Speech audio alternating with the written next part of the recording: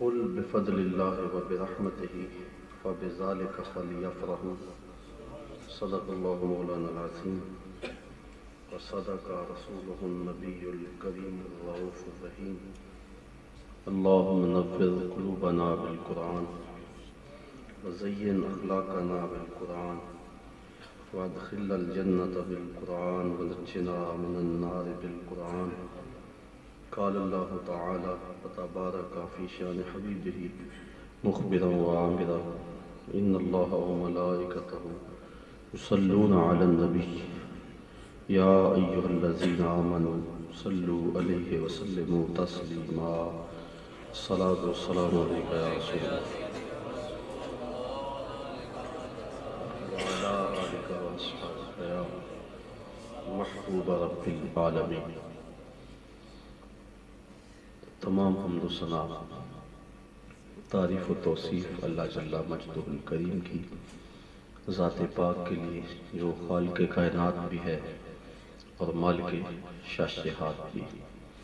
اللہ جل وعلا کی حمد و ثنا کے بعد حضور نبی اکرم شفیع امم رسول محتشم نبی مکرم اللہ کے پیارے امت کے سہارے رب کے محبوب دانائے غیوب مالک رقاب امم فخر عرب و عجم والی کون و مکان سیاہ لا مکان سید انس و جان سرور لالا رخاں نیر تاباں سرنشین مہوشاں ماہ خوباں شہنشاہ حسینہ تتمہ دوراں سر خیل زہرہ جمالاں جلوہ صبح ازل نور ذات لم یزل باعث تکوین عالم فخر آدم و بنی آدم نیر بطحا رازدار ما اوہا شاہد ما دغا صاحب علم نشرہ معصوم آمنہ احمد مجتبہ حضرت محمد مصطفیٰ صلی اللہ علیہ وسلم کے حضور ناز میں اپنی عقیدتوں ارادتوں اور محبتوں کا خراج پیش کرنے کے بعد واجب الاحترام ذوی الاحتشام برادران اسلام السلام علیکم ورحمۃ اللہ وبرکاتہ. ہر سال کی طرح اس سال بھی اپنے آقا و مولا حضور قطر المرتبت صلی اللہ علیہ وسلم کے حضور ناز میں اپنی محبتوں اور عقیدتوں کا خراج پیش کرنے کے لیے گیپکو کمپیوٹر سینٹر کی جانب سے سالانہ محفل میلاد منعقد ہے. اللہ تعالیٰ جل شانہ کی بارگاہ میں دعا ہے کہ اس بابرکت محفل کا ایک ایک لمحہ اپنی بارگاہ میں قبول فرمائے. جو احباب شوق و محبت سے تشریف فرما ہوئے اللہ تعالیٰ ان کو دنیا آخرت کی سعادتوں سے بہرہور فرمائے. حضور کا تذکرہ ذکر خیر اہل ایمان کے لیے تسکین کا سبب ہے. حضرت شیخ مہدی الفاسی مطالع المسرات شرح دلائل الخیرات میں لکھتے ہیں کہ حضور کا ذکر سن کر جس شخص کے کلیجے میں ٹھنڈ نہیں پڑتی اس کے سینے میں دھڑکنے والا دل کسی مومن کا دل ہی نہیں ہے. تو یہ ایک لازمی بات ہے کہ حضور کا تذکرہ اہل ایمان کو تسکین پہنچاتا ہے. وہ خوش ہوتے ہیں، نہال ہو جاتے ہیں، ان کی طبیعت میں سرشاری کی کیفیت پیدا ہو جاتی ہے اور وہ چاہتے ہیں کہ یہ تذکرہ چھڑا رہے. باتوں کی خوشبو تذکروں کی خوشبو پھیلی رہے اور گھر گھر حضور کا تذکرہ ہوتا رہے. اب تو ربیع الاول کی آخری غالباً تاریخ ہے، مہینہ گزر گیا لیکن یادوں کے چراغ ابھی بھی مدھم نہیں ہوئے. کان جدھر لگائیے تیری ہی داستان ہے. صدیوں قبل حضور دنیا پہ آئے لیکن کائنات میں سویرے آج تک موجود ہیں. وہ کیا کسی نے کہا تھا زمین سے آسمان تک، آسمان سے لا مکان تک ہے. کہاں کھولے تھے گیسو یار ہے، خوشبو کہاں تک ہے. کیسی روشنی ہے، کیسے اجالے ہیں، نور و نکھت کی کیسی برسات ہے. اپنی اپنی بساط کے مطابق، توفیق کے مطابق اپنے آقا و مولا کے حضور اہل محبت خراج پیش کرتے رہے ہیں، اور خلف سلف میں یہ عمل بڑا مرغوب اور محبوب رہا ہے۔ شیخ عبدالحق محدث دہلوی رحمۃ اللہ تعالی علیہ بڑا معتبر نام ہے بر صغیر پاک و ہند میں، تمام مکاتیب فکر کے ہاں بڑے معتبر سمجھے جاتے ہیں۔ اخبار الاخیار میں لکھتے ہیں، اللہ کی بارگاہ میں عرض کرتے ہیں، مالک میرا کوئی عمل ایسا نہیں جس کو تیری بارگاہ میں پیش کر کے اپنی بخشش کی توقع رکھوں۔ ہر عمل فساد نیت کا شکار ہے، لیکن ایک عمل میرے دامن میں ایسا ہے جس پہ مجھے بھی ناز ہے، اور وہ یہ کہ میں تیرے محبوب کا میلاد منعقد کیا کرتا ہوں۔ جب شہر مولد آتا ہے تیرے محبوب کی محفل سجاتا ہوں، اس عمل پہ مجھے بھی ناز ہے، اور میں تیری بارگاہ میں یہ عمل پیش کر کے اپنی بخشش کا طلبگار ہوں۔ حضرت شاہ ولی اللہ محدث دہلوی رحمۃ اللہ تعالی علیہ، یہ بھی تمام مکاتب فکر کے ہاں معتبر نام ہے۔ آپ فرماتے ہیں، میرے والد شاہ عبدالرحیم محدث دہلوی رحمۃ اللہ تعالی علیہ ہر سال حضور علیہ السلام کا میلاد منایا کرتے تھے، اور اپنی توفیق اور مقدور پر کوشش سے احباب کی ضیافت کرتے۔ ایک سال حالات پتلے تھے تو من کی منشا پوری نہ ہو سکی، پھر سوچا ناغہ نہ ہو، بنے ہوئے چنے ہی سامعین کی ضیافت میں پیش کر دیے، لیکن دل میں اضطراب اور قلق تھا کہ اس مرتبہ میں اپنے من کی منشا پوری نہیں کر سکا۔ کہتے ہیں اسی رات سویا مقدر جاگے، آقا کریم کی زیارت نصیب ہو گئی۔ اور یہ بات ذہن میں رکھیں، حضور نبی رحمت صلی اللہ علیہ وسلم نے ارشاد فرمایا، من رعانی فی المنام فقد رعانی فإن الشیطان لا یتمثل بی، جس نے مجھے خواب میں دیکھا اس نے مجھے ہی دیکھا۔ ابن ماجہ شریف میں 6 طرق سے یہ روایت مروی ہے، کہا اس نے مجھے ہی دیکھا، اور شیطان خواب کے اندر بھی آ کر حضور کی مثل ہونے کا دعویٰ نہیں کر سکتا۔ اور اس ضمن میں دوسری بات یہ ہے کہ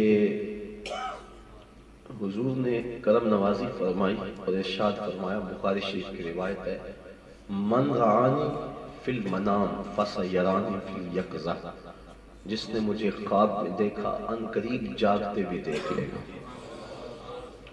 شارحین فرماتے ہیں، اگر ساری زندگی نہ بھی دیکھ سکا تو وقت نظر محبوب سامنے ہوگا، اور اگر اس لمحے حضور کی زیارت نصیب ہو جائے تو اور کیا چاہیے، سارے دکھ ختم ہو جاتے ہیں۔ اگر وقت اجل سر تیری چوکھٹ پہ پڑا ہو، جتنی ہو قضا ایک ہی سجدے میں ادا ہو، تو وہ لمحے اگر سمجھ جائیں، انما الاعمال بالخواتیم، اعمال کا دار و مدار حسن خاتموں پہ ہے، تو اگر اس وقت رخ محبوب سامنے ہو جائے، سوکھا نکلے سا ظہوری جے ویکھ لا صورت تیری، تو جو اس مشکل وقت میں حضور کی زیارت نصیب ہو جائے تو اس سے بڑھ کر اعزاز اور کیا ہو سکتا ہے۔ تیسری بات، میں اور آپ خواب میں کسی کو دیکھیں تو وہ محض خواب ہوتا ہے۔ یہ محفل سجی ہے، آپ مجھے دیکھ رہے ہیں، میں آپ کو دیکھ رہا ہوں۔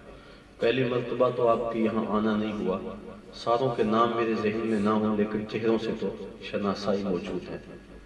محفل برخاست ہو، میں گھر جاؤں، آپ کو دوبارہ خواب میں دیکھوں، یا آپ مجھے دیکھ لیں، آپ کو یا مجھے پتا ہوگا کہ ہم خواب میں گئے ہیں، چونکہ قصد اور ارادہ نہیں ہوتا۔ آپ مجھے دیکھیں گے تو میرے علم میں نہیں ہوگا کہ میں کس کے خواب میں پہنچا ہوں، لیکن اللہ کے محبوب علیہ السلام اگر کسی کو خواب میں زیارت سے نوازتے ہیں تو حضور قصد، ارادے اور مرضی سے اس کے خواب میں تشریف لے جاتے ہیں۔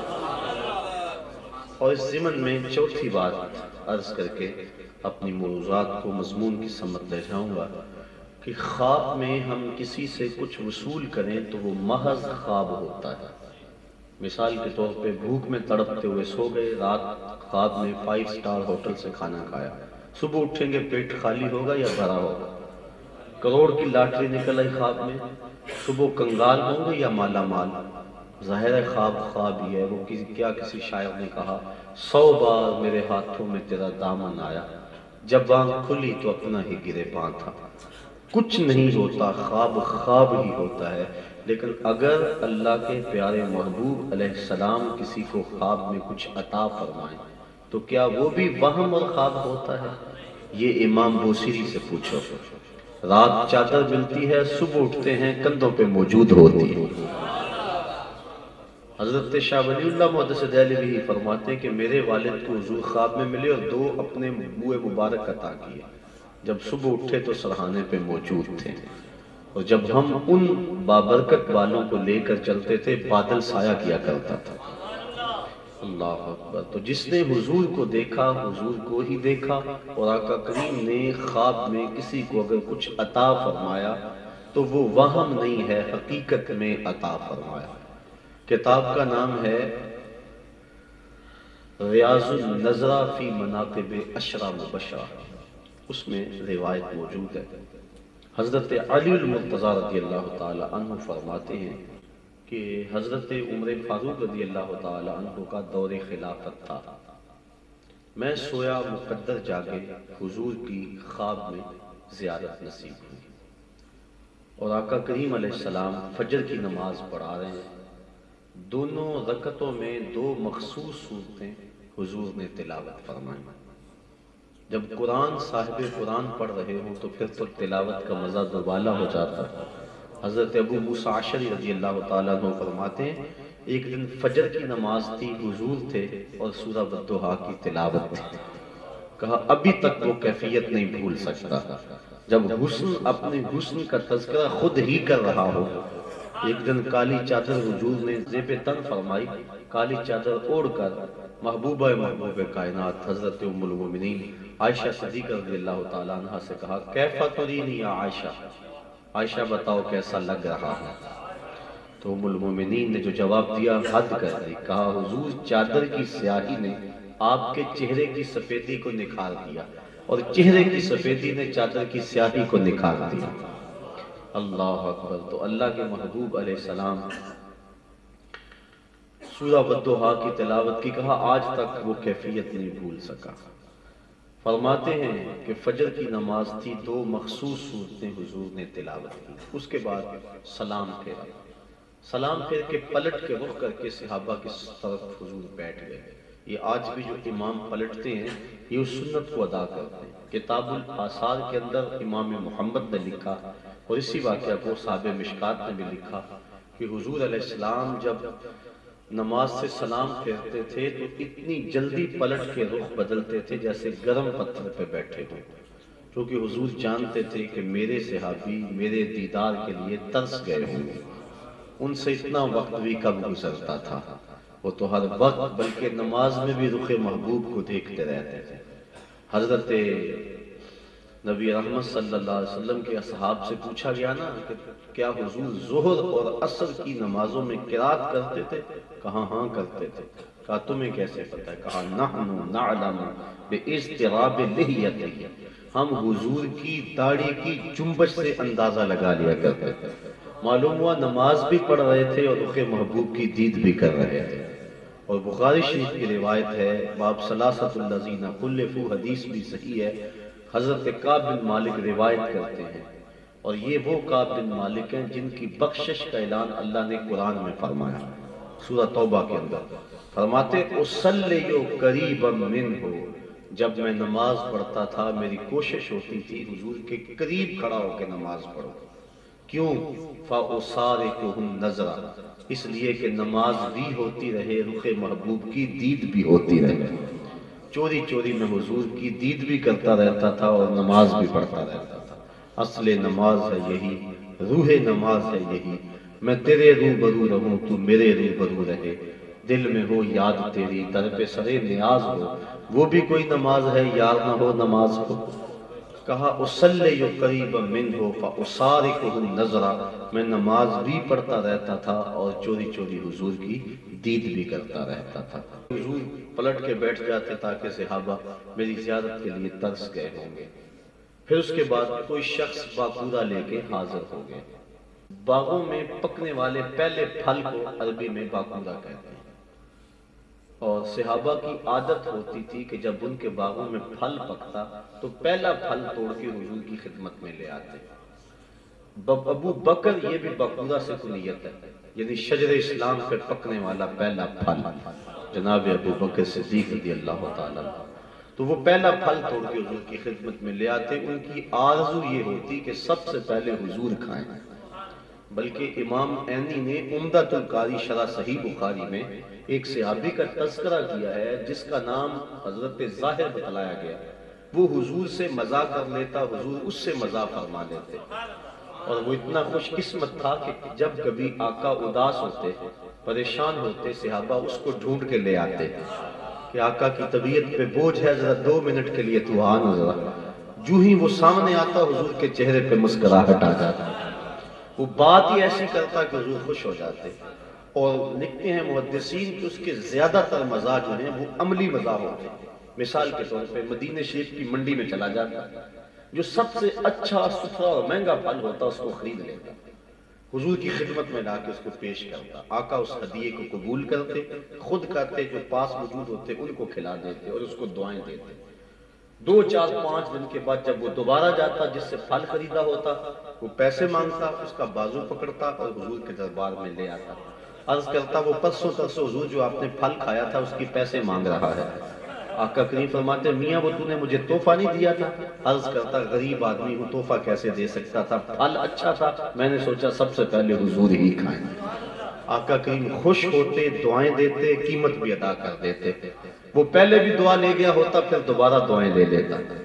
کتنا خوش قسمت ہے۔ اور روایات میں آتا ہے آقا اس سے بھی مزاح فرما لیتے، چونکہ جس طرح وہ حضور سے عملی مزاح کرتا، آقا کریم بھی اس سے مزاح فرما لیتے۔ مثال کے طور پر روایات میں آتا ہے ایک دن وہ گھاس اپنے گاؤں سے کاٹ کے نہ لاتا تھا اور مدینہ شریف میں آ کے بیچتا تھا، اور یہاں سے ترکاریاں، سبزیاں، پھل لے کر اپنے دیہات میں جا کے فروخت کرتا تھا۔ وہ گھاس کا ڈھیر لگائے بیٹھا ہے اور بیچ رہا ہے۔ آقا کریم علیہ السلام گئے اور پیچھے سے جا کے چپکے سے اس کی آنکھوں پہ ہاتھ رکھ لیے۔ اللہ اکبر۔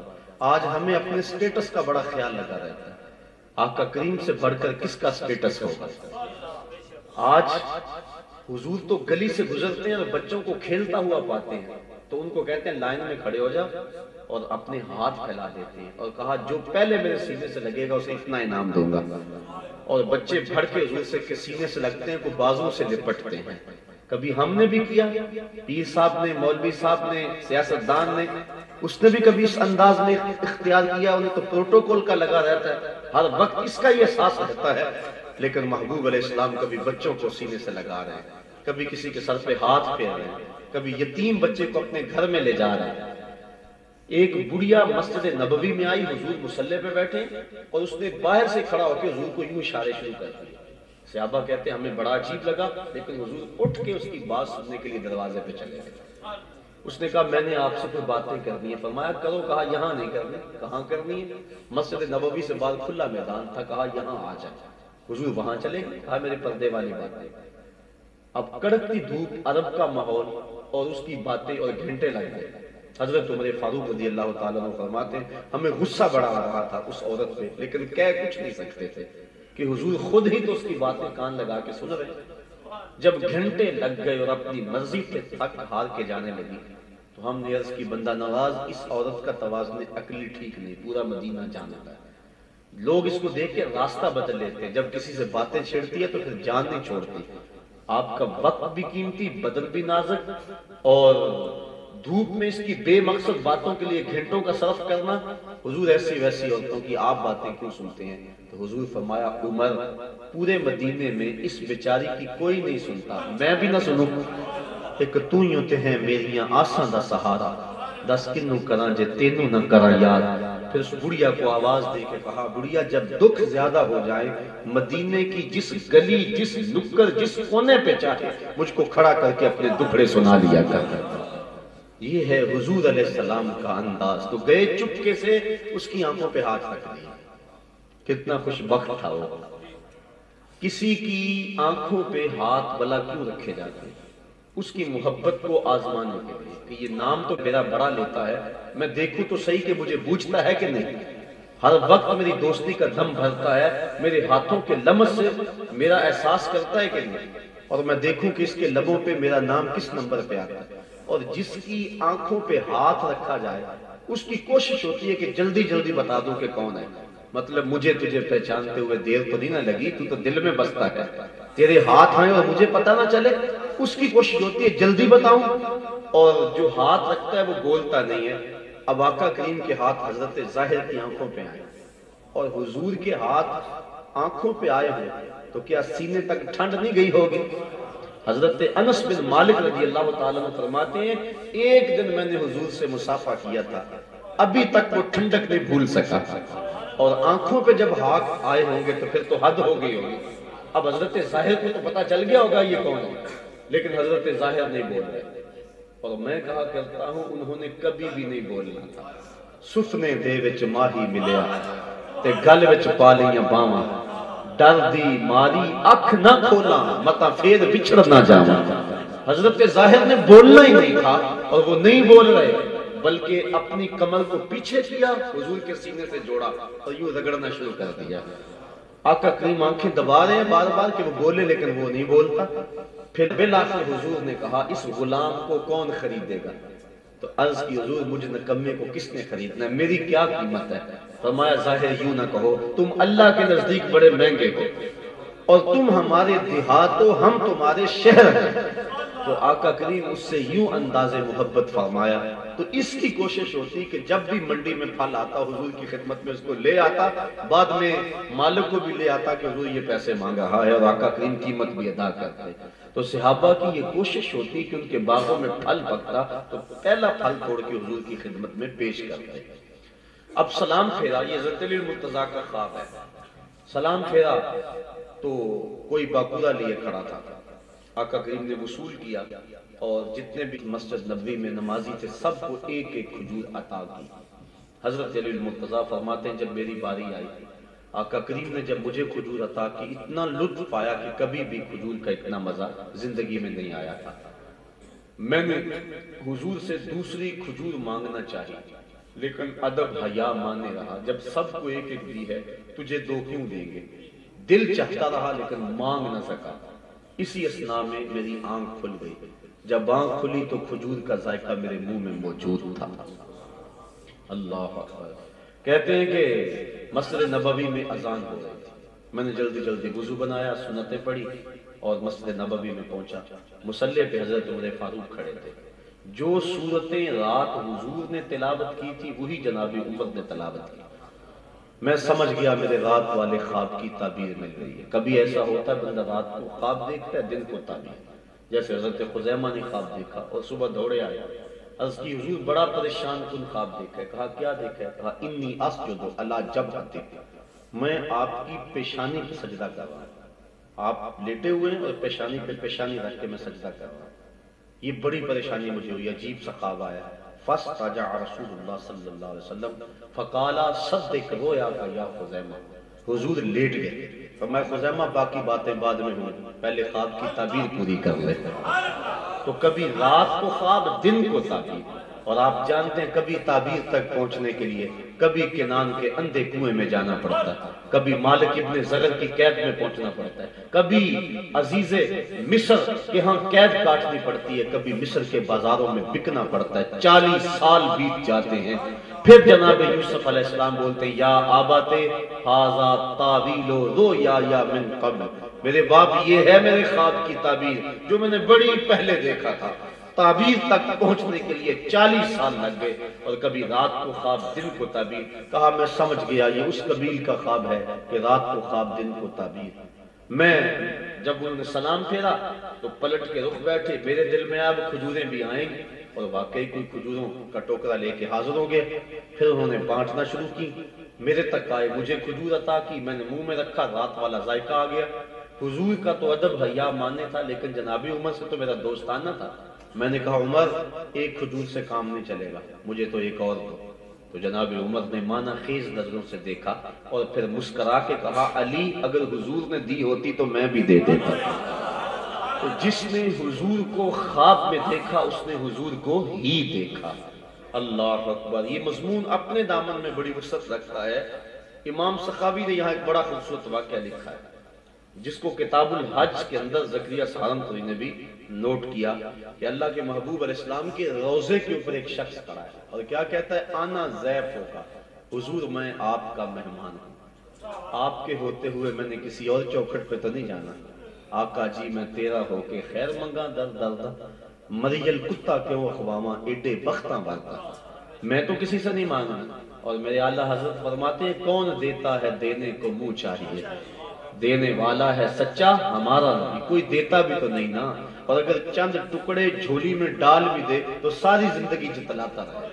عارف عبد المتین نے اس موقع پہ حد کر دی، وہ کہتا ہے اور جتنے بھی سہارے ہیں سبک کرتے ہیں، عزت نفس بڑھاتا ہے سہارا تیرا، ہر آسرا بندے کو کمزور کرتا ہے، کسی چودھری کا کمی سر اٹھا کے کہہ سکتا ہے کہ میں فلاں کا مانگت ہوں، لیکن جو نبی کے در سے خیرات لے کے پلٹتا ہے وہ سر اٹھا کے چلتا ہے، ہر سہارا بندے کو کمزور کرتا ہے لیکن نبی کا سہارا بندے کو سر بلند کرتا ہے۔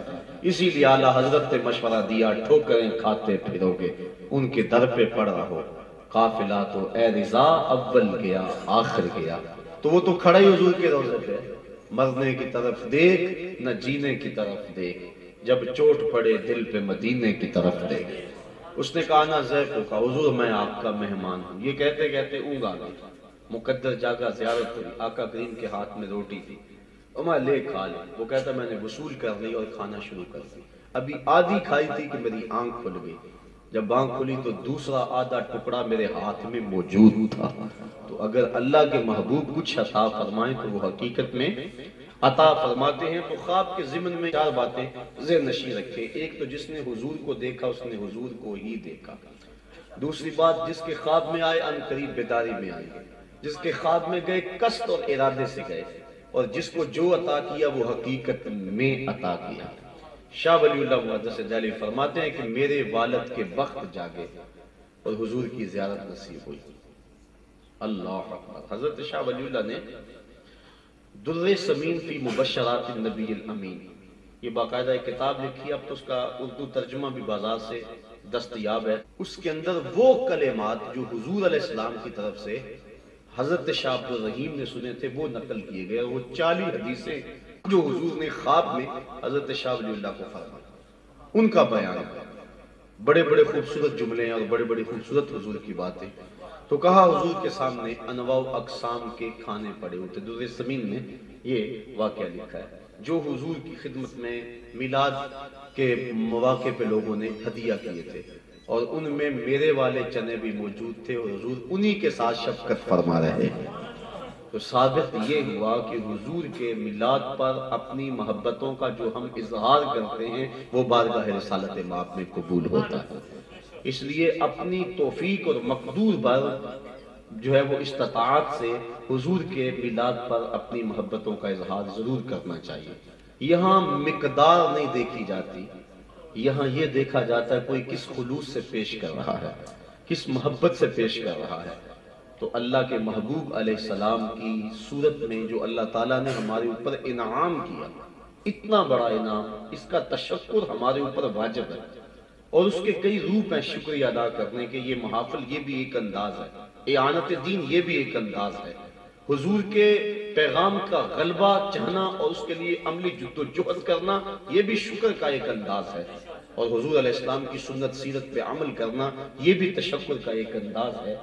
تو جہاں حضور کی ولادت کا تذکرہ ہوتا ہے وہاں اللہ تعالیٰ کی رحمتوں کا نزول ہوتا ہے، اور شروع سے صحابہ میں یہ معمول رہا کہ وہ حضور کے دور میں بھی حضور کی ولادت کے تذکرے کیا کرتے تھے، اور حضور کی صورت میں اللہ نے ان کو جو نعمت عطا کی اس پر اظہار تشکر کرتے۔ حضرت حسان بن ثابت رضی اللہ تعالیٰ عنہ فرمایا کرتے تھے من علینا ربنا ام بعث فینا محمدا، ہمارے رب نے ہمارے اوپر احسان کیا ہے کہ ہمیں محمد عربی سے نوازا۔ اور ایک دن حضور تشریف لائے تو دیکھا کہ صحابہ بیٹھے ہوئے تھے، آقا کریم فرمایا ما اجلسکم، تمہیں کس چیز نے بٹھایا ہوا ہے؟ تو صحابہ نے آگے سے جو جواب دیا کتنا خوبصورت ہے، اور ذرا دیکھو اپنے حال پہ اس کو منطبق کرنا کہ آقا کریم نے پوچھا کہ تمہیں کس چیز نے اس وقت یہاں بٹھایا ہوا ہے؟ تو انہوں نے عرض کی حضور ہم اس لیے بیٹھے ہیں کہ اللہ تعالیٰ نے آپ کی صورت میں ہمارے اوپر جو احسان کیا ہے ہم اس کا تذکرہ کریں. آپ کی صورت میں جو احسان ہمارے اوپر ہوا ہے ہم اس کا ذکر کرنے کے لیے بیٹھے ہیں. تو آقا کریم علیہ السلام نے فرمایا تمہارے اس عمل پر فرشتوں کے درمیان اللہ بھی فخر فرما رہا کہ تمہارا یہ کام کہ میری صورت میں جو تم پر انعام ہوا. اور ایک روایت کے لفظ ہے کہ حضور تشریف لائے، صحابہ بیٹھے ہوئے تھے اور وہ تذکرے کر رہے تھے. ایک نے کہا یار حضرت آدم علیہ السلام کی بڑی شان ہے، صحاح کی روایت ہے، وہ ابو البشر انسانیت کا نقطہ آغاز ہے، بڑی شان ہے. دوسرے نے کہا ہوا کذالک، ہاں وہ ایسے ہی ہیں جیسا کہ تم نے کہا. دوسرے نے کہا حضرت موسیٰ علیہ السلام کی بڑی شان ہے. اس نے کہا ہاں ہوا کذالک، وہ ایسے ہی ہیں جیسا کہ تم نے کہا. تیسرے نے کہا کہ یا شان تو حضرت موسیٰ علیہ السلام کی کون سی کم ہے، سر طور خدا سے باتیں کرنے والا اللہ کا جلیل القدر پیغمبر، نبی اور رسول، اور جس انداز کے ساتھ اس نے وقت کے ظالم کو للکارا اور ہاتھ میں عصا ہے، سر پہ امامہ ہے، فرعون کے دربار میں کھڑا ہو کے اللہ کا نبی تبلیغ کر رہا ہے، تو کیا شان تھی ان کی. دوسرا بولا ہاں ہوا کذالک، وہ ایسے ہی ہیں، لیکن شان حضرت عیسیٰ علیہ السلام کی کون سی تھوڑی ہے کہ سر طور خدا سے باتیں کرنے والے کی شان کا تو اندازہ نہیں، لیکن حضرت عیسیٰ علیہ السلام کی شان کا بھی اندازہ کیا ہو سکتا ہے کہ جو ماں کی گود میں اپنی نبوت کی اور اپنی ماں کی پاک دامنی کی گواہی دے، مردے کو ٹھوکر مارے اور وہ زندہ ہو جائے، نابینے کی آنکھوں پہ ہاتھ رکھے اس میں روشنی آ جائے، اور کوڑی کے جسم کے ہاتھ اوپر پھیرے تو اس کو شفا مل جائے. تو یہ باتیں چل رہی تھی تو حضور علیہ السلام حجرہ سے باہر تشریف لے آئے اور صحابہ سے پوچھا کہ تم کیا کر رہے تھے، کیا گفتگو چل رہی تھی. تو انہوں نے کہا کہ حضور ہم انبیاء علیہ السلام کا تذکرہ کر رہے تھے. اور ظاہر ہے حضور علیہ السلام کا تذکرہ ان انبیاء کے بعد آنے والا تھا، لیکن اس وقت حضور خود تشریف لے آئے. اور پھر آقا کریم نے پوچھا کہ تم کیا کر رہے تھے؟ انہوں نے کہا کہ ہم یوں نبیوں کا تذکرہ کر رہے. تو آقا کریم نے فرمایا تم نے ان کے بارے میں جو کہا وہ ایسے ہی ہے. آدم علیہ السلام کے بارے میں کہا ہوا کذالک، وہ ایسے ہی ہے. تم نے حضرت موسیٰ علیہ السلام کے بارے میں کہا ہوا کذالک، وہ ایسے ہی ہے. تو پھر اس کے بعد آقا کریم نے فرمایا الا وانا حبیب اللہ، لیکن مجھے بھی جانتے ہو میں اللہ کا حبیب ہوں. لواء الحمد بیدی یوم القیامہ ولا فخرہ، قیامت کے دن حمد کا جھنڈا میرے ہاتھوں میں ہوگا، اور یہ جن نبیوں کا تم تذکرہ کر رہے ہو یہ میرے جھنڈے کے سائے تلے ہوں گے. ولا فخرہ، لیکن میں اس پہ فخر نہیں کرتا. اب ملا علی قاری مرقات کے اندر بڑی خوبصورت بات لکھتے ہیں. آپ فرماتے ہیں کہ حضور نے یہ جو فرمایا ولا فخرہ، یہ کیا بات ہے کہ لواء الحمد میرے ہاتھ میں ہوگا، سارے نبی میرے جھنڈے کے سائے تلے ہوں گے. کہا ولا فخرہ، یہ میرے لیے فخر کی بات نہیں. کہا بات تو فخر والی ہے، پاؤں کی ٹھوکر سے مردے کو زندگی بخشنے والا جھنڈے کے سائے تلے کھڑا ہو، بات تو فخر والی ہے. جس کے حسن کا چراغ مصر کے کوچوں بازار میں روشن رہا اور لوگ 3 مہینے تک اس کو دیکھ دیکھ کے بھوک مٹاتے رہے، وہ جھنڈے کے سائے تلے کھڑا ہو. سر طور خدا سے باتیں کرنے والا اور جادوگروں کے فخر کو اپنے عصا سے توڑنے والا جھنڈے کے سائے تلے کھڑا ہو، بات تو فخر والی ہے. بات تو فخر والی ہے، لیکن فخر کیوں نہیں ہے؟ تو مولا علی قاری جواب دیا، فرمایا ولا فخر، یہ میرے لیے فخر کی بات نہیں ہے، یہ تو ان کے لیے فخر کی بات ہے کہ میرے جیسا امام مل گیا، میرے جیسے نبی کا جھنڈا ان کو مل گیا. میرے لیے یہ فخر کی بات نہیں ہے، میرے لیے تو یہ فخر کی بات ہے کہ میں دنا فتح اللہ کی منزلوں میں پہنچ کے اپنے رب کی بندگی اور اپنے رب کے حضور عجز و نیاز کو بجا لایا ہوں. میرے لیے اعزاز کی وہ بات ہے، اور مجھے یہ جو اعزاز اور یہ فخر دیا گیا، فرمایا ولا فخر، اس پہ میں فخر نہیں کرتا، اس پہ تو وہ فخر کریں کہ میرے جیسا مقتدا ان کو عطا کیا گیا. فخر کا دل میں دریچہ باز کرنا چاہیے، جن کا تو آقا ہے ان کو ناز کرنا چاہیے. یہ تو ان کے لیے ناز کی بات ہے. 12 نبی ایسے ہیں جنہوں نے یہ آرزو کی کہ ہم حضور کی امت سے ہو جائیں. یہ کتنا بڑا اعزاز ہے، کبھی ہم اس پہ سوچیں. ساری زندگی بھی ہم سجدے میں سر رکھ کے تشکر ادا کریں، پھر بھی حق کے شکر ادا نہ ہو. ابن عساکر نے تاریخ دمشق کبیر میں ایک طویل روایت نقل کی جس کو محدث سیوطی نے بھی بیان کیا اور امام سیوطی کسی معمولی شخص کا نام نہیں ہے، یہ وہ بزرگ ہیں جن کو 72 مرتبہ عالم بیداری میں حضور کا دیدار نصیب ہوا ہے۔ اور حضرت شیخ عبدالعزیز دباغ مصری الابریز میں لکھتے ہیں کہ جس کو ایک مرتبہ عالم بیداری میں حضور کا دیدار نصیب ہو جائے وہ 2999 درجے ولایت کے فوراً طے کر جاتا ہے۔ انہوں نے بھی اس واقعہ کو کفایت الطالب اللبیب فی خصائص الحبیب میں لکھا کہ انہوں نے جب الواح ترات کو پڑھا تو اللہ کی بارگاہ میں کچھ سوال کیے۔ اللہم انی آجد فی الالواح امتا ہم السابقون الاولون فاجعلہم امتی قال تلک امت احمد۔ کہا مالک میں نے الواح ترات میں ایک ایسی امت کا تذکرہ پڑھا کہ جو بعد میں آئے گی لیکن فضل و شرف کے اعتبار سے پہلے نمبر پہ ہوگی، وہ امت میری امت کر دے۔ قال تلک امت احمد، کہا یہ تو میرے پیارے احمد کی امت ہے۔ اللہ اکبر، جو فضل و شرف میں زمانے کے تاخر کے باوجود آخر پہ نہیں ہوگی۔ یہ جو ٹریننگ دیتے نا جب فوجیوں کو، تو لائن کے اندر ان کا کمانڈر ان کو دوڑا رہا ہوتا ہے، لیفٹ رائٹ کروا رہا ہوتا ہے، جب واپس بلانا ہوتا ہے تو کہتا ہے اباؤٹ ٹرن، تو وہ چکر کاٹ کے نہیں پلٹتے، انہی قدموں پہ پلٹتے ہیں۔ تو جب وہ پلٹتے ہیں تو جو سب سے پیچھے والا ہوتا ہے وہ سب سے آگے والا ہوتا ہے، اور جب دنیا پر امتوں کو بھیجا تو سب سے آخر میں امت مصطفیٰ تھی، اور کل قیامت کے دن جب جنت کے دروازے کھول کے اباؤٹ ٹرن کہا جائے گا سب سے آگے امت مصطفیٰ ہوگی۔ کہا مالک وہ امت میری امت کر دے۔ قالا تلکا امت احمد صلی اللہ علیہ وسلم، کہا یہ تو میرے پیارے احمد کی امت ہے۔ پھر سوال کیا اللہم انی اجد فی الالواح امتا اناجیلہم فی صدورہم یقرؤونہا ظاہرا۔ مالک ایک ایسی امت کا تذکرہ پڑا جن کی انجیلیں ان کے سینوں میں ہوں۔ پچھلی امتوں میں کتاب اللہ کا حافظ صرف نبی ہوتا تھا، نبی کے علاوہ یہ اعزاز کسی اور کو نصیب نہیں ہو سکتا تھا، لیکن اس امت کو اعزاز بخشا۔ 7 سال کا بچہ ہے، پورا قرآن سینے میں موجود ہے۔ کہا مالک یہ امت میری امت کر دے۔ قالا تلکا امت احمد، کہا یہ تو میرے پیارے احمد کی امت ہے۔ پھر سوال کیا اللہم انی اجد فی الالواح امتا یجعلون الصدقۃ فی بطونہم ویجرون علیہا فاجعلہم امتی۔ ایک ایسی امت کا تذکرہ پڑا جو صدقے کا مال خود کھائے گی اور ثواب بھی خود کمائے گی۔ پچھلی امتوں میں جانور ذبح کر کے جنگل میں چھوڑاتے، آسمان سے بجلی اترتی اچک لیتی یا اس کو جلا دیتی، یہ قبولیت کی دلیل، لیکن اس امت میں ایسا نہیں۔ جانور ذبح کرو، اگر وہ صدقہ واجبہ ہے تو اپنے بھائیوں کو دے دو، غریبوں کو، نہیں تو خود کھا سکتے ہو۔ یہ عجیب ماجرا ہے کہ بروز عید قرباں وہی ذبح بھی کرے وہی لے ثواب الٹا۔ کہا مالک وہ امت میری امت کر دے۔ قالا تلک امت احمد، کہا یہ تو میرے پیارے احمد کی امت ہے۔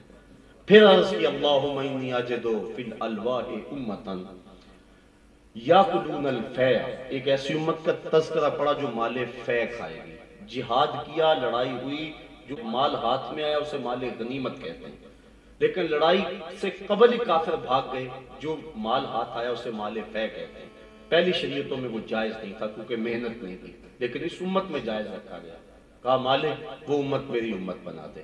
قال تلک امت احمد۔ پھر عرض کی اللہم انی اجد فی الالواح امتا اذا ہم احدہم بحسنۃ فلم یعملها کتبت لہ حسنۃ واحدۃ وان عملها کتبت لہ 10 حسنات فاجعلہم امتی۔ قال تلک امت احمد او کما قال۔ کہا مالک میں نے ایک ایسی امت کا تذکرہ پڑھا اگر وہ نیکی کی نیت بھی کرے نامہ اعمال میں نیکی لکھ دی جائے گی، فقط نیت سے۔ یہ اس امت کو اعزاز ہے۔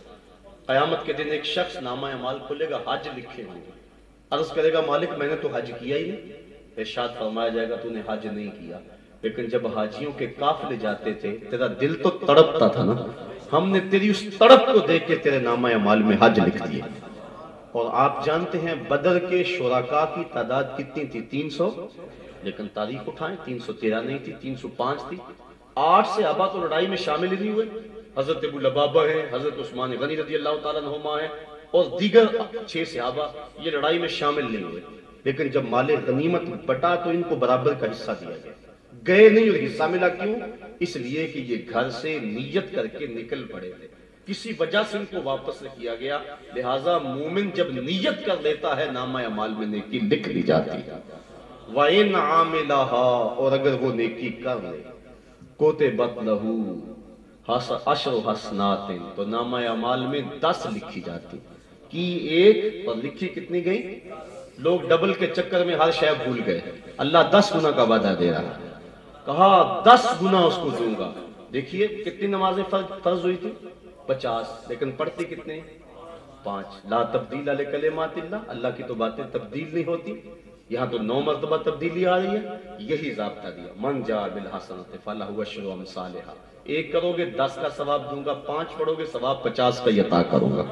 کیونکہ اس کی باتیں تبدیل نہیں ہوتی. بلکہ اگر بندے کا اذعان اور یقین پختہ ہو تو ان چیزوں کا ظہور بندہ دنیا پہ ہی دیکھ لے گا. حضرت رابعہ بصریہ بہت بڑا نام ہے حقیقت میں، تصوف میں. تو ان کے ہاں مہمان آ گئے. فقیر لوگ جو ہوتے ہیں یہ ان کا مزاج ہوتا ہے کہ ان کا لنگر کھانا چلتا رہے. بابا بلے شاہ کہتے ہیں نا، اٹ کھڑک کے دکڑ بجے تتا ہوئے چلہ، آن فقیر کھا کھا جاون راضی ہوئے بلا. یہ ان کی طبیعت ہوتی ہے کہ لوگ کھائیں اور جو ہے وہ دعائیں دیتے ہیں. تو مہمانوں کا آنا جانا لگا رہتا تھا. مہمان آ گئے. خادمہ نے کہا کہ اتفاق سے اس وقت خانقاہ میں صرف 1 روٹی ہے اور مہمان 4-5 ہیں، تو کیا کیا جائے؟ کہا جاؤ اس روٹی کو اٹھاؤ اور باہر کسی فقیر کو دے آؤ. خادمہ نے اٹھایا اور فقیر کو دے آئی. 2 لمحے گزرے، دروازے پہ دستک ہوئی. پوچھا من دق الباب، دروازے کو کس نے کھٹکھٹایا؟ کہا فلاں کا فرستادہ غلام ہوں، میرے آقا نے آپ کے لیے کھانا بھیجا. خادمہ نے وصول کیا، حضرت رابعہ کے سامنے رکھا. انہوں نے کپڑا اٹھایا، گنا تو 5 روٹیاں تھیں. کہا اس کے آقا نے کسی اور گھر بھیجا ہوگا، غلطی سے ہمارے گھر آ گیا، کھانا واپس کر دو. کھانا واپس کر دیا گیا. پھر دروازے پہ دستک ہوئی 2 لمحوں کے بعد. پوچھا من علی الباب، دروازے پہ کون؟ کہا فلاں کا بھیجا غلام، میرے آقا نے آپ کے لیے کھانا بھیجا. خادمہ نے وصول کیا. حضرت رابعہ نے روٹیاں گنی تو 7 تھی. کہا اس کے آقا نے کسی اور گھر بھیجا ہوگا، یہ بھی غلطی سے ہمارے گھر آ گئے. پھر دروازے پہ دستک ہوئی. پھر پوچھا من علی الباب، کون ہے دروازے پہ؟ کہا فلاں آقا کا غلام ہوں، میرے آقا نے آپ کے لیے کھانا بھیجا اور ساتھ تاکید کیا رابعہ بصریہ کو دے کر آنا. خادمہ نے وصول کیا. حضرت رابعہ نے کپڑا اٹھایا، گنا تو 10 روٹیاں تھیں. کہا ہاں ہاں یہ کھانا ہمارا ہے. کہا پہلے 2 بھی تو آپ کا نام لیتے تھے. کہا رب کا وعدہ ہے 1 دو گے تو 10 دوں گا. پہلے 5 تھی پھر 7 تھی. میں نے کہا مالک 10 پوری کرے گا تو تیری بندی وصول کرے گی. تو کہا مالک ایک ایسی امت کا تذکرہ پڑا، اگر وہ 1 نیکی کرتی ہے نامہ اعمال میں 10 لکھی جاتی ہیں، وہ امت میری امت کر دے. کالا تل کا امت احمد، کہا یہ میرے پیارے احمد کی امت. تھوڑے وقت میں زیادہ ثواب اور تھوڑے عمل پہ زیادہ ثواب کا وعدہ، یہ اس امت کا خاصہ ہے. لیلۃ القدر 1 رات 1000 مہینوں سے بہتر. حضور نے ارشاد فرمایا ایک بندہ فجر سے ظہر تک مزدوری کرتا ہے، اس کو 1 دینار ملتا ہے. اور ایک ظہر سے عصر تک مزدوری کرتا ہے، عقلاً تو اس کو آدھا ملنا چاہیے لیکن اس کو بھی 1 ہی ملتا ہے. اور ایک بندہ عصر سے مغرب تک مزدوری کرتا ہے، اس کو 2 دینار ملتا ہے. فرمایا پہلی مثال یہود کی ہے، دوسری مثال نصارہ کی ہے، اور تیسری مثال میری امت کی ہے. کہا مالک وہ امت میری امت بنا دے. کالا تل کا امت احمد، کہا یہ تو میرے پیارے احمد کی امت ہے. پھر سوال کیا، حدیث طویل ہے مختصر کرو. مختلف سوالوں کے جواب میں یہی ملتا رہا، یہ میرے پیارے کی امت ہے. تو پھر حضرت موسیٰ علیہ السلام نے عرض کی اللہم اجعلنی من امت احمد، اے اللہ وہ امت میری امت نہیں بناتا تو تیری مرضی مجھے اس نبی کی امت سے بنا دے. تو کوئی کہہ رہا ہے اسمہ المتوکل، بس وہ آ رہا ہے اس کا نام متوکل ہوگا. کوئی کہہ رہا ہے لیسا بفظ ولا بغلظ، اس کے ماتھے پہ تیوریاں نہیں ہوں گی بلکہ وہ تو ہنس کے بولے گا. کوئی کہہ رہا ہے ربنا وابعث فیہم رسولا، مالک بھیج بھی دے اب تو آنکھیں بوڑھی ہو رہی ہیں. اور کوئی کہہ رہا ہے بس میں جا رہا ہوں میرے بعد وہی آئے گا، چلو نام بھی بتا دیتا ہوں، مبشرم برسول یاتی من بعد اسمہ احمد، نام احمد ہوگا. یہ حضرت عیسیٰ علیہ السلام کہہ رہے ہیں. ایک حواری اٹھا، حضرت جس کے قصیدے آپ بھی پڑھ رہے ہیں کیا وہ آپ سے بھی افضل ہوگا؟ تو سنیے حضرت عیسیٰ کا جواب، ٹھنڈ پڑ جائے گی کلیجے میں. حضرت عیسیٰ علیہ السلام نے کہا انجیل برنباس کے اندر آج بھی لفظ موجود ہے. کہا افضل ہونے کی بات پوچھتے ہو، وہ تو اتنی عظمتوں کا حامل ہے، اگر اس کے نالین کے تسمے کھولنے کی سعادت ابن مریم کو مل جائے تو یہ بھی مقدر کی بات ہے. تو دنیا انتظار کرتی رہی، کائنات منتظر رہی، میں اور آپ نے انتظار نہیں کیا. اتنا بڑا کرم ہوا کہ محبوب کی صورت میں اللہ نے وہ محبوب عطا فرما دیا جس محبوب کے انتظار میں زمین و آسمان جل رہے تھے اور کائنات کا ایک ایک ذرہ اس محبوب کا منتظر تھا.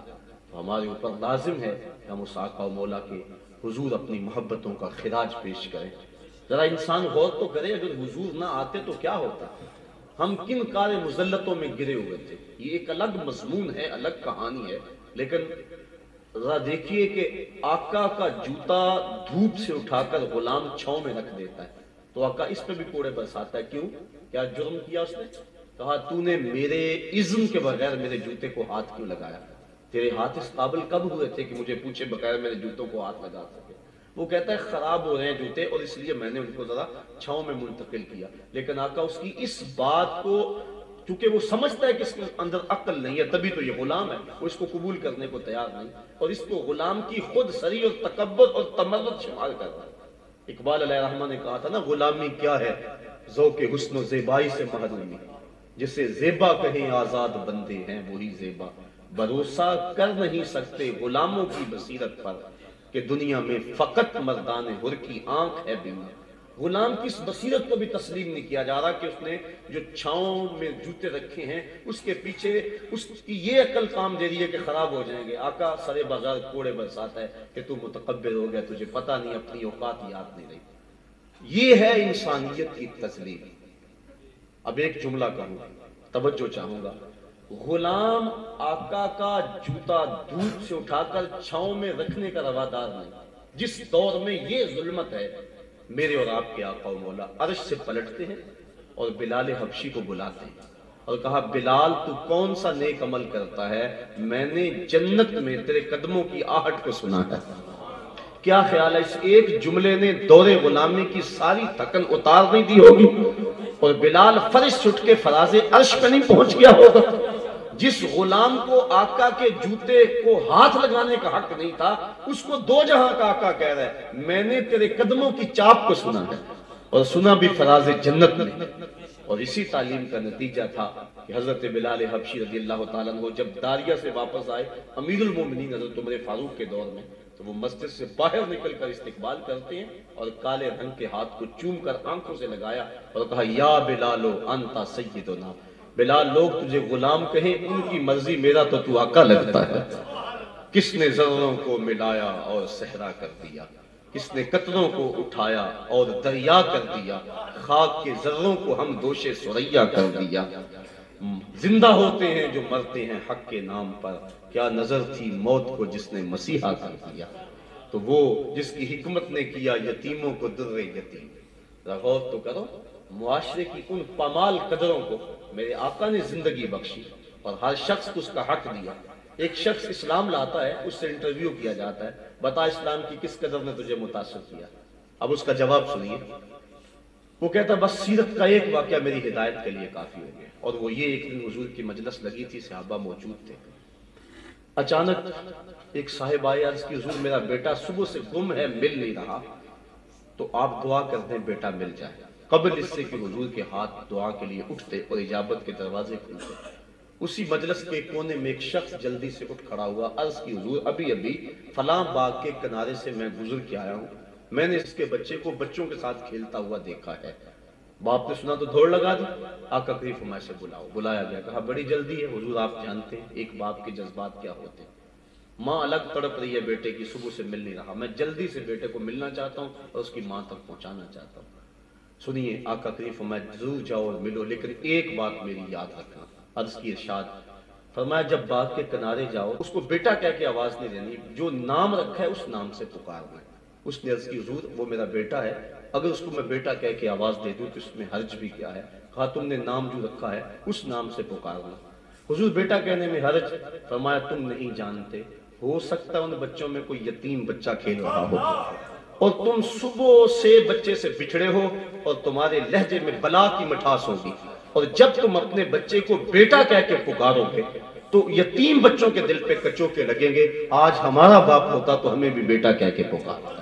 یہ ہماری شریعت کا مزاج ہے.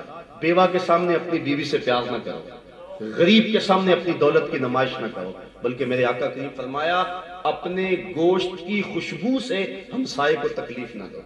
یا تو تھوڑا سا پانی زیادہ ڈال لو، شوربے کی ایک پیالی ہمسایوں کے گھر بھیج دو، اور اگر ایسا نہیں کر سکتے تو ایسے زاوی اور وقت میں پکاؤ کہ ہمسائے کے بچوں کو تکلیف نہ ہو. وہ کیا کسی نے کہا تھا نا، دوپہر کو سلا دیتی ہے بچوں کو وہ اس ڈر سے گلی میں پھر کھلونے بیچنے والا نہ آ جائے. لیکن کبھی ہم نے اس نقطۂ نظر سے دیکھا؟ ہم نے کبھی ان زاویوں سے سوچا؟ ہم نے تو اپنی دولت کو لوگوں کے لیے عذاب بنا دیا، ہم نے تو اپنی خوشیوں لوگوں کے غموں میں اضافہ کیا۔ ہم نے شادی کی، اپنی بیٹی کو جہیز دیا نا، لیکن چار پائیوں پہ بچھا دیا۔ ایک عورت کو کہا جاؤ پوری بستی میں بتاؤ کہ ہماری بیٹی کا جہیز دیکھ جاؤ۔ دیا تو اپنی بیٹی کو ہے، لوگوں کیوں دکھلا رہے ہو؟ داد لینے کے لیے۔ سیٹھ صاحب نے، ملک صاحب نے، خان صاحب نے، چودھری صاحب نے حد کر دی۔ چائے کے کھوکھوں پر، پھٹوں پر، تندوروں پر باتیں ہوں کہ حد ہوگی، بڑا جہیز دیا، اور بیٹیاں جہیز دیکھنے کے لیے آئیں۔ تم نے تو داد لے لی، گلی گلی بات ہوئی، لیکن یہ کسی نے نہ سوچا کہ جو بچیاں جہیز دیکھنے آئیں ان میں یتیم بیٹیاں بھی آئیں، سلیقہ شعار ہیں، خوبصورت ہیں، پڑھی لکھی ہیں، لیکن ان کا رشتہ کوئی قبول نہیں کر رہا۔ تمہارے ترکوں کے حساب سے جہیز جب ان بیٹیوں نے دیکھا، جو زخم ان کے کلیجے آیا، اس کا مداوع کس کے پاس ہے؟ تارا ٹوٹتا سب نے دیکھا، یہ نہ دیکھا ایک نے بھی، کس کی آنکھ سے آنسو ٹپکا، کس کا سہارا چھوٹ گیا۔ تمہاری بیٹی کا جہیز دیکھنے کے لیے اس مزدور کی بیٹی بھی آئی، جو بڑھاپے کے باوجود سامان اٹھا کے اڈے پہ چلا جاتا ہے، مزدوری والے اڈے پہ جا کے بیٹھتا ہے، سارے بوڑھا سمجھ کے اسے چھوڑ دیتے ہیں، اور وہ کہتا ہے مجھے 10 روپے کم دے دینا، لیکن اسے قبول کوئی نہیں کرتا۔ اور آج وہ بیوی کو کہہ کے آیا تھا جو رقم ملے گی اس کا آٹا بھی لے کر آؤں گا، اور دوپہر تک جب کوئی اس کو نہیں لے جاتا، مایوس ہو کے جب واپس پلٹتا ہے، کہ آپ اندازہ کر سکتے ہیں اس کے قدم کتنے بوجھل ہوتے ہیں، اور گھر کی دہلیز عبور کرنا اس کے لیے پل صراط عبور کرنے کے مترادف ہوتا ہے۔ وہ اپنی بیوی کی آنکھوں سے آنکھیں نہیں ملاتا جب اندر جاتا ہے، اور اندر کپڑے سی کے اپنے جہیز تیار کرتی ہوئی بیٹیاں جب اپنے باپ کو یوں خالی آتا ہوا دیکھتی ہیں، تو جو زخم اس کے کلیجے میں لگتے ہیں، یہ الگ دکھڑا ہے، میں اس کو الفاظ کا جامع نہیں دے سکتا۔ تمہاری بیٹی کو جہیز دیکھنے کے لیے اس مزدور کی بیٹیاں بھی آئیں، تم نے تو داد لے لی، لیکن جو کچوکے ان کے سینے پہ لگے اس کا مداوع کس کے پاس ہے؟ کاش کہ ہم حضور کی راہوں کے مسافر ہوتے اور ہم نے حضور کی سیرت کو دیکھا ہوتا، اللہ کے محبوب علیہ السلام کے انداز تبلیغ کو اور انداز تربیت کو نظر میں رکھا ہوتا۔ خدا کی قسم عید کے دن کلیجہ پھٹتا ہے، ایک طرف تو امیر کا بگڑا ہوا بچہ گولڈن سیب کا ایک کونا کاٹ کے دوسرا کتے کے آگے ڈال رہا ہوتا ہے، اور دوسری طرف بیوہ کا یتیم بچہ چھابڑی لگا کر عید کے دن بھی آلو چھولے بیچ رہا ہوتا ہے۔ بچوں کے جذبات ہوتے، جو غبارے بیچتے بچے ہیں اور جو پانی بیچتے پھرتے ہیں معصوم بچے، ان کا جی بھی چاہتا ہے کہ وہ سکول جائیں، ان کی ماؤں کے بھی ارمان ہیں۔ مائیں اپنے بچوں کو چاند کہتی ہیں، بچپن میں جج کہہ کے پکارتی ہیں، لیکن ان کے جذبات پہ جو بجلیاں گرتی ہیں، کبھی ہم نے اس نظر سے بھی دیکھا؟ آئیے مصطفیٰ کے دامن میں پناہ لے، اور وہ معاشرہ جو میرے آقا نے دیا، کہا ضرور جاؤ اور جا کے اپنے بیٹے کو گھر لے جاؤ، لیکن اس کو بیٹا کہہ کے آواز نہیں دینی، اس کو تم نے جو نام رکھا ہے اس نام سے پکارنا ہے۔